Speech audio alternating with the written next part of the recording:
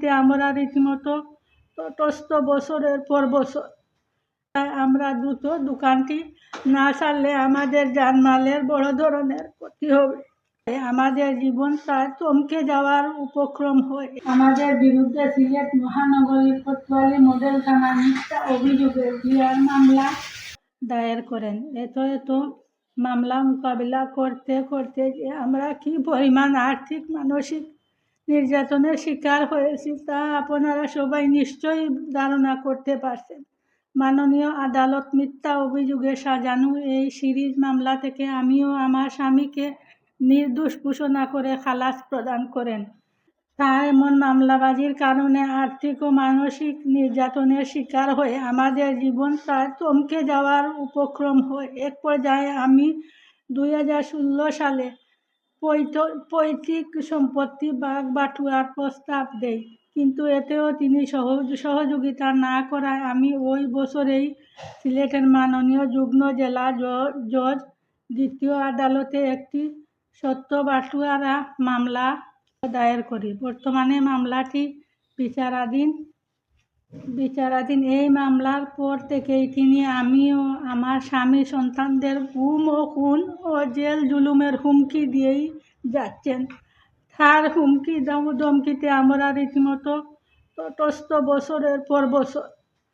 তারই ধারাবাহিকতায় 2025 সালের 7 অক্টোবর আবারও তিনি কোতোয়ালি মডেল থানায় মিথ্যা অভিযোগে একটি মামলা দায়ের করেন। মামলার আসামি করা হয় আমার স্বামী আলাউদ্দিনকে। তার মামলায় কারাগারে যেতে হয়েছে। আমার ভাই আমির আহমদ মানিক দোকানটির মালিক মৃত আনিস মিয়ার কাছ থেকে বন্দোবস্ত নেওয়া জাল কাগজপত্র তৈরি করে আমাদের উচ্ছেদ করতে চাইছেন। মূলত আনিস মিয়া এই দোকানটি 1994 সালে আমার স্বামী আলাউদ্দিনকে স্থায়ী ভাড়া বন্দোবস্ত প্রদান করেন। তিনি 1999 সালের 16 জুন 7775 নং রেজিস্টার্ড দানপত্র সম্পাদন করে তার দুই ভাতিজা আব্দুল হাফিজ সোহেল ও আব্দুল আলিম জুয়েলকে দোকান কোঠাটি হস্তান্তর করেছিলেন।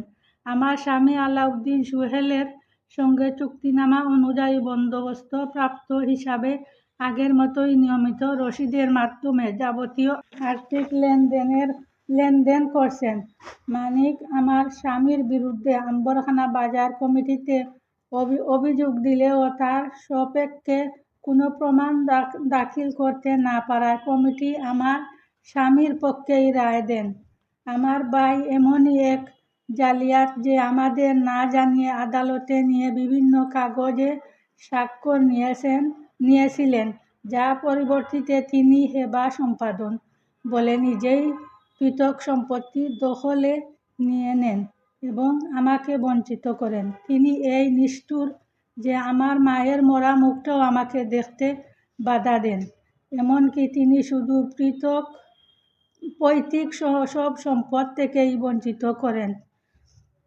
করেননি, আমার নানার সম্পত্তিও একই ভোগ করছেন। আমার কোনো মামা নেই, দুই খালা ছিলেন। বিধবা হওয়ার পর তারাও নানার বাড়ি চলে এলে আমি এবং আমার স্বামী তাদের যাবতীয় দায়িত্ব পালন করেছি। অথচ আজ আমাকে সব দিক থেকেই তিনি বঞ্চিত করেছেন। এখন তিনি লিজা এন্টারপ্রাইজ থেকেও আমাদের বঞ্চিত করার ষড়যন্ত্রে লিপ্ত। সপ্তাহখানেক আগে তিনি সেন্ট্রাল প্লাজা মার্কেটে গিয়ে কমিটিকে বলে এসেছেন তার কাছে নাকি মালিকপক্ষ দোকানটি সমঝে দিয়েছে। এ অবস্থায় আমরা দ্রুত দোকানটি না ছাড়লে আমাদের জানমালের বড় ধরনের ক্ষতি হবে।